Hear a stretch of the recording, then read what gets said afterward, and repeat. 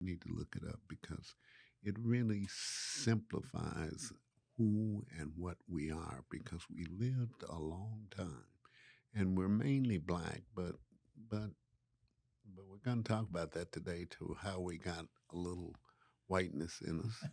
But we're going to talk about it openly, and you'll get a chance to comment if you want. But more importantly, we're going to talk like we normally talk when we are in these groups and have been doing that for now 57 years. And Trevor, I want you to say hi, but to start with and kind of talk a little bit about kind of like what we've talked about prior to this podcast. Go ahead. Mhm. Um, it's a pleasure to be able to sit at this table and chime in as far as what we have discussed so far. Um, I'm just here to observe and, like you said, just give my little summary of what we're doing or whatnot. Um, History, I can see that history is a big part of the Monday Nighters, which I definitely appreciate. And yeah, I'm just here to soak everything up. Okay, well, when you say soak Hmm. everything up, does that mean that you're gonna let it run for a while and then and then go on? I mean, how you plan to soak it up?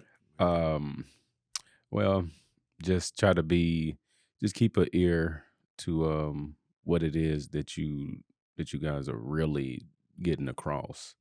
Um, just me having the understanding that you guys are the elders, so I have to pay attention. So, Okay. yeah. Well, you know, this word mentoring keeps getting thrown around, but do you what do you seem or what do you feel or what do you turn on when you hear the word mentor? What do you hear about? Um, for me, as far as mentor, the word mentoring or whatnot, I think that it will be definitely good for me in my at where I'm at in my life right now. So yeah, Are you 30 yet? 33. 33. Yes. Okay. All right. Well, we got you beat. We in our Right. 80s, and we even got a couple of nonagenarians, Hmm. which is people in their 90s. So we're 80. Oh, okay. I always say we were born into Jim Crow and caught hell ever Hmm. since. Hmm. And so if that's that's the guideline you're going to get. Hmm. And this is a perfect time to introduce one of the guys who is an oddity, but a very decent oddity. We usually think in terms of oddities being just that odd, but sometimes a blessing is all wrapped up in that oddity, and that's what we find out. And let me introduce to everybody Don Williams. Now, Don, I'm gonna give you a chance to kind of talk about like why you think you're on this podcast, but more importantly, how'd you get to be part of Monday Night Football? Guys, old black guys. Well, over the years, I have been in the military for 20 years. I have worked for the Department of Energy for about close to 20 years. And then got myself ordained. But all of that time, Say that word again. ordained Mm-hmm. And in that the means Episcopal Church. okay, bishop, No, not a bishop. but the Church of Bishops. Yeah, yes, Yeah. that's right. Anyway, I grew up in the Bay Area of California, in an area where we had as much integration as you could have. In other words, we had peaceful coexistence at that time in all our schools. And so I grew up uh, with people of all races. Some of my early childhood friends spent a few years in concentration camps in Nevada. Okay, Uh, so when you say all races, you mean all races. I mean, all races: Hispanic, Black, uh, all Orientals, Chinese, Japanese, etc. And through that, I picked up some things that have carried with me through the rest of my life.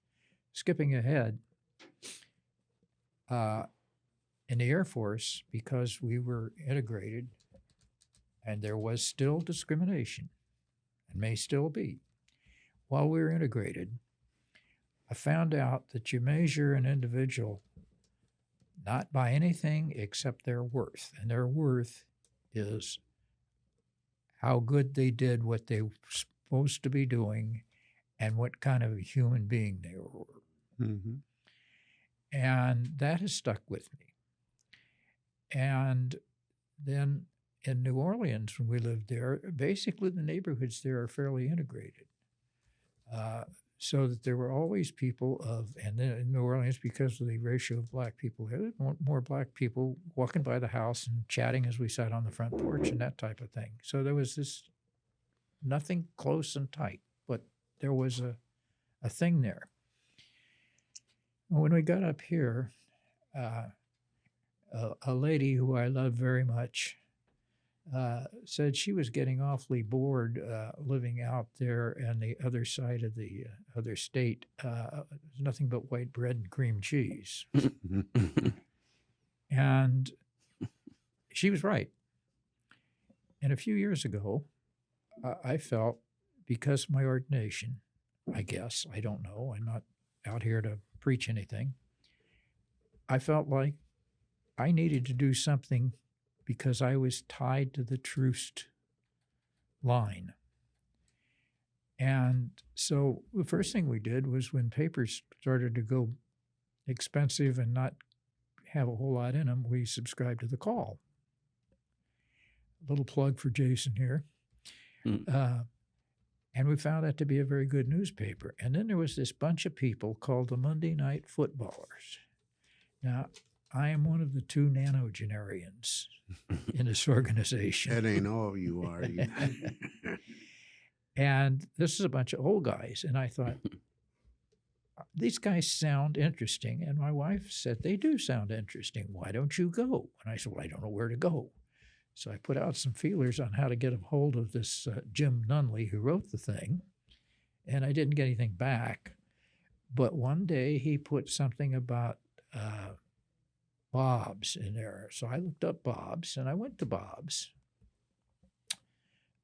with the idea of meeting these guys. And I was met by a young gentleman whose dad was a member of this organization. And he told me they would be in a little bit. Of course, while I was sitting there in this bar having my drink, I'm sure that there was all kinds of people running around. Oh yeah, they smoked you out good. In fact, I think somebody thought I was an undercover narc, and I'm a little old and a little white for that. But Well, anyway, either that or a police officer. It was either one of those. And so I met these fellas, and they seemed very nice, and they were welcoming. Mhm. Now, I understand it's a lot easier for me than it is for one of them to accept a stranger walking in. into a bar at 4:00 in the afternoon. We got you down in history, brother. Anyway, so I just kept coming back, and I found people that I, one, had a lot in common with. I found people, two, that I liked very much as friends, acquaintances, etc. And I found a group of gentlemen who are very astute and opened themselves up to me. Right. And I'm going to tell you something too. At this point, I also grew up and was born in the same time history as these other guys, and of course, I didn't feel any of it. But I could read about that, and I have, because I was an airman in the Air Force. I knew about the Tuskegee Airmen. And so it has always interested me, some things about Black history. And you can read about Black history and you can understand it to a point. But when I look at the man sitting next to me and the story that he can tell me comes from a personal thing, from person to person. It's a heart-to-heart thing. And I can feel that. And I have great empathy for that. And it has made a difference. And I think, frankly, if more times people were open to freely talk about these kinds of things, we would tend to negate some of the issues we've had. And that's how I got started here. And I appreciate very much their being here and being for me. Well, you know, it was really funny that the day you came, you just wandered in. But the guys that I know don't know him necessarily by name who sat at the bar. They never raised their heads to look at you, but they saw you and they heard you and they could identify you. And they couldn't wait till one of us walked in and tell her that there was somebody looking for y'all. And of course, anytime that happens in an all black establishment, it really means trouble.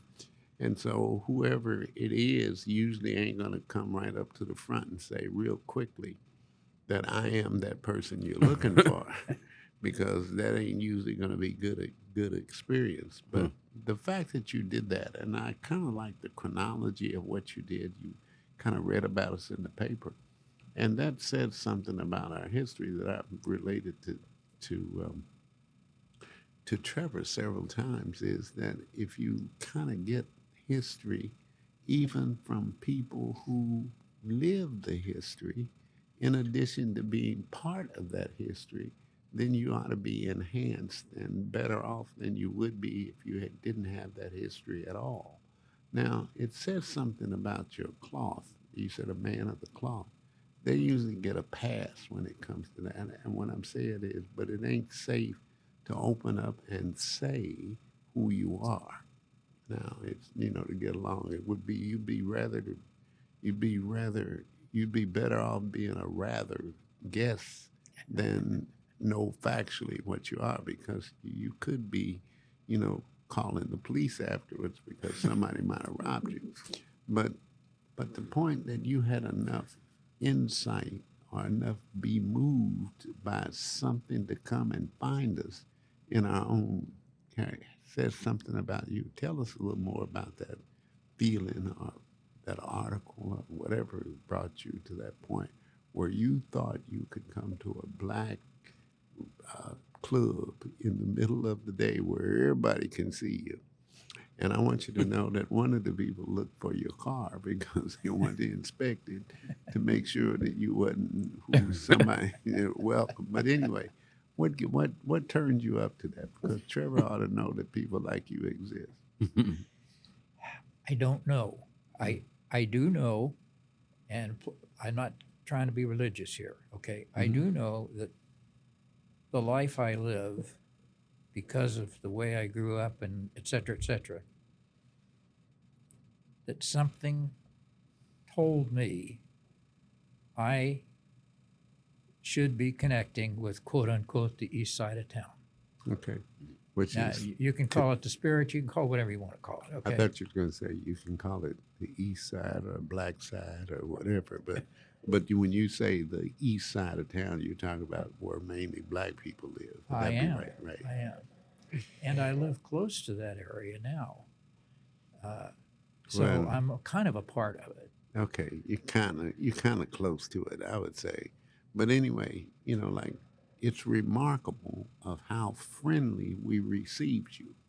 And I want to push that away because there's a notion that people are not welcome. And that's why, you know, right today, I think we're a very welcoming group, suspicious as hell, but welcoming. And nobody, you know, robbed you. Is that right? No. And I'm going to quote you here a little bit All now. right. Something Jim said to me, sometime after 6 or 8 months of being there on a reasonably regular basis, that perhaps my being there brought to them an ability not to be, or to be somewhat more accepting Mm-hmm. of outsiders to the community. And so between the two of us, I think we both picked up not only a friendship, but something that goes a little further than that. Mm-hmm. It was a new way of bonding. Yeah. Yeah, like we wasn't exactly expecting you, but more importantly, like we had to kind of deal with some of the same frustrations that you were having by your being there, and that was good for us to realize that maybe we ought to be a little bit more outreaching or outgoing, like you. Now, I'm not going to edify you, and you won't find your picture on the wall, but it was kind of a good exercise because we didn't know what to do neither. Well, and the other thing too is I read a book once called Toxic Charity, and it's about people who give money to help quote unquote people when the people should be doing it themselves or could be doing it themselves without you interfering, but the people having the resources. And one of the things I realized over here, and I say over here, was that there are a lot of very intelligent and brilliant people over here. And I hate to use the word that way because it tends to divide, but I went to a schooling with Jim of young black men who are learning to code, and women. And those kids were so damn sharp, it was unbelievable. And I've met a lot of other people who are extremely intelligent and know how to correct these situations. And I think what they need is more bodies to help rather than people with money coming in and trying to run things and tell them how to do things. Mm-hmm. I'm glad you got that because, when you do kind of think about the race problem, part of the race problem is that we don't talk enough off camera to be able to kind of feel the inside of a person that's just as welcoming or non-welcoming as you were, and that runs for both sides because we're so caught up in the defense of what we're going to say, or if you notice, use a military term, our tensions are enhanced. We call the attention by just the different that you're different, and of course we talked about it lots of times, and we talked a long time before we ever extended you an invitation to come back. Now, you came back, and that's fine, and that shows how much you wanted to be there. But nobody ever said when you coming back or when you're going to meet with us. And with every organization, believe me, there's a public meeting, and then there's a little private meeting. Now, the private one is you want to get to because that's where people are influenced, and I think that transcends race. But Trevor, as you kind of move in this so far, what have you heard that may be worth being talked about?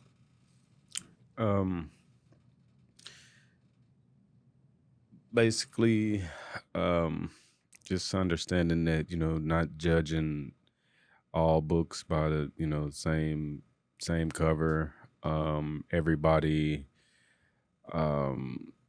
everybody deserves a chance to present themselves as for who they really are, and if it's not healthy or if it doesn't add up to the rules of humanity, then I guess then that's when you can make your decision whether or not you want to deal with somebody.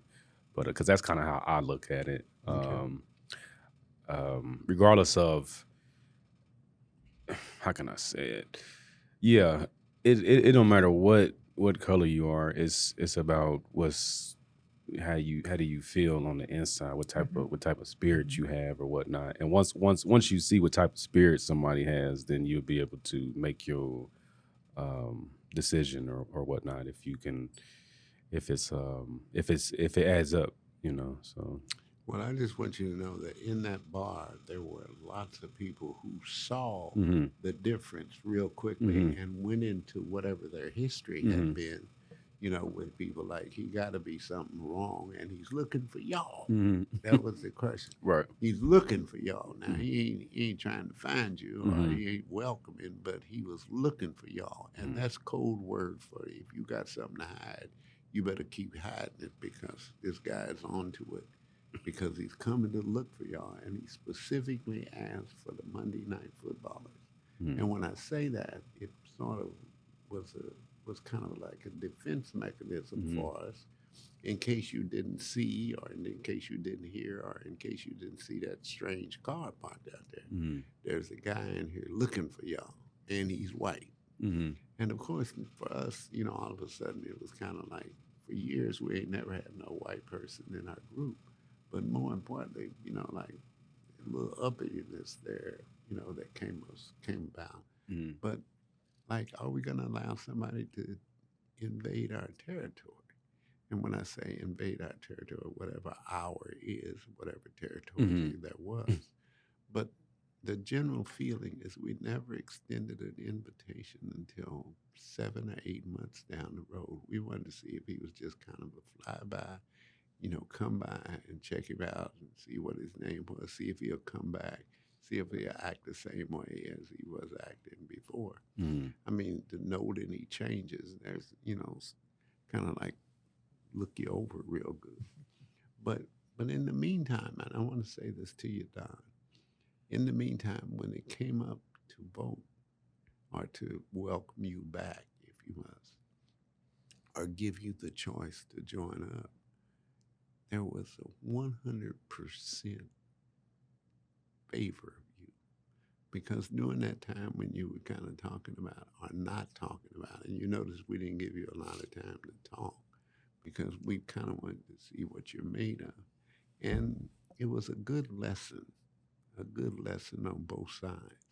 And I'm proud to say that I don't know if it was your faith or whether it was your conversation or whether your Air Force experience. I don't know what it was, but like there was something that we could learn from you because part of what we want to do is not only talk about Chiefs football, but also to learn how to navigate this world, which is complex and getting more complex, and to some extent getting more racist. So we kind of like wanted to get up close enough to kind of understand it. And I know how you feel about me. I'm kind of a guy that likes to lead people in areas they haven't been, but most importantly, study it when you see that happening. And I have to say to you that it was an awful good experience to have you kind of look for us, but a better experience for us to welcome you in the way that we have. When I say welcome you, you might not have got a good spillover, and this is one of the first times that we've gone public with you. But we've kind of hinted. As a matter of fact, I remember talking to a couple of guys about what we're going to call you, how we're going to refer to you, because we can't keep saying that white guy. And I remember putting in my phone your number, and I just said that white guy because it's kind of like different. I don't know if you put in your phone those black guys, but whatever. But No. but but I want you to know that was on the tip of our minds. And over time, it's kind of like Trevor said, like you're seeing how to navigate, the difficult conversations that we must have in this world. And one of them is race, about race. But the other difficult conversation is about just living together, period, whether or not you're talking about a race or not. And when certain things happen, it's better to know who totally at least hears your side. Now, we're not looking for people to be on our side. I want you to know that. We're looking for people that will give us a perspective that allows us to grow and go better than what it been without you. And but I'm telling you, that people up there, Bob, still know who you are. And I bet you, your biggest mark of acceptance is that they didn't rob you. And because I know some people check you out for other reasons other than where you're going or whether you want to be with some fellow black guys that you read about in the paper that might not meant too much to most of them. But they would say, is this something that I can gain, from knowing about this guy? Because he got to be lost. I mean, he can't be coming up here on purpose. But anyway, I just want you to know it's been a good, solid relationship, and the fact that we can talk about it here on this podcast is an indication of the depth of the relationship. That it ain't about black and white. It's about just about each other. Can you have a good conversation? And you've been very knowledgeable about certain things that we kind of lean in to not only hear what you got to say, not only agree with you, but also seeing every time you speak, there's probably a little scrutiny going on in all of us. Is this guy for real?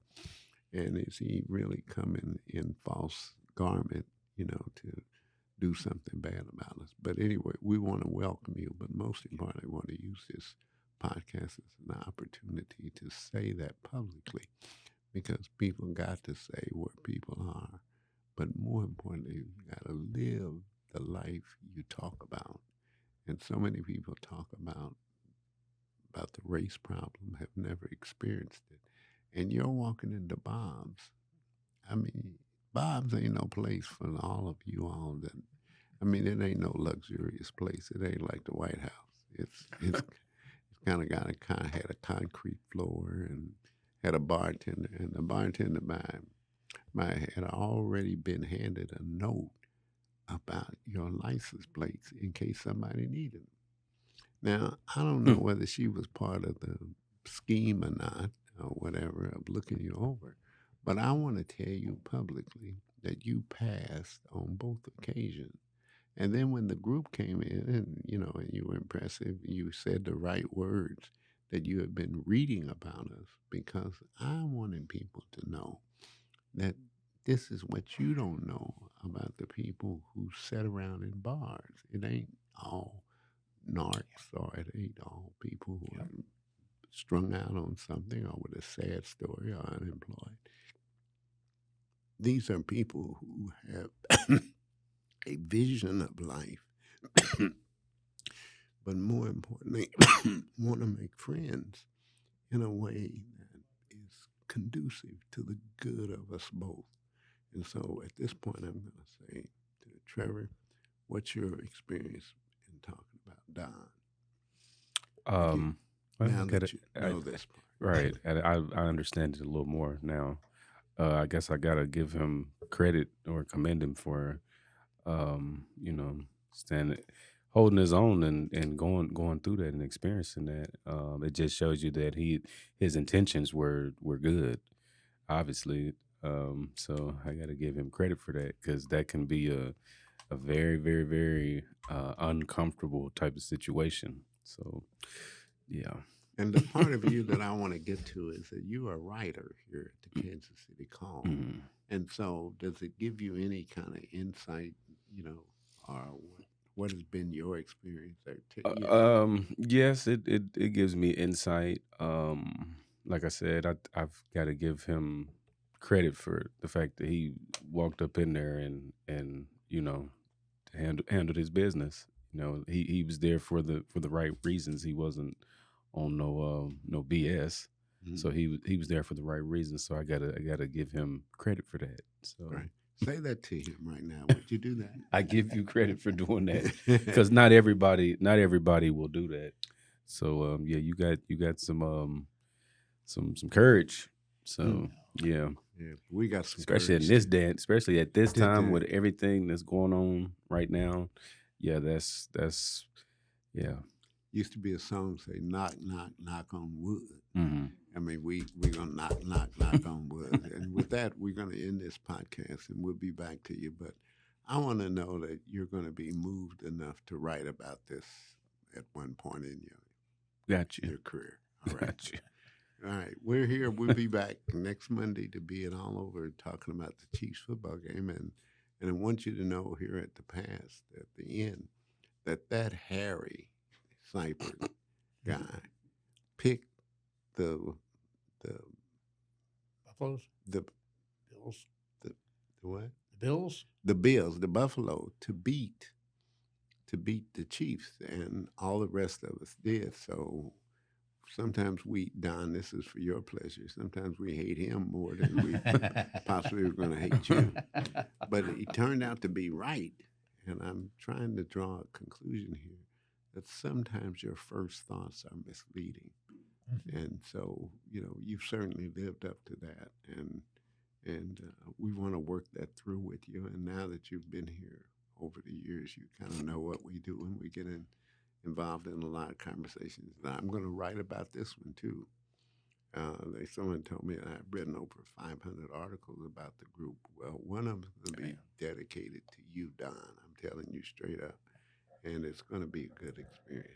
Okay, I've got to say one thing. Way too much praise. Okay. Well, we tend to overpraise and talk about things that we're interested in. And just know that we're interested in.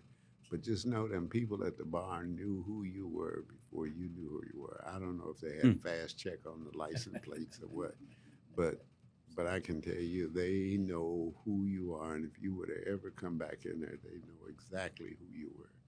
But it's kind of that little silent detection system that we have, or defense mechanism, or whatever that we go. But we'll be back here next Monday to do it all over again, where we keep talking plain talk with the Monday Night Footballers. See ya. So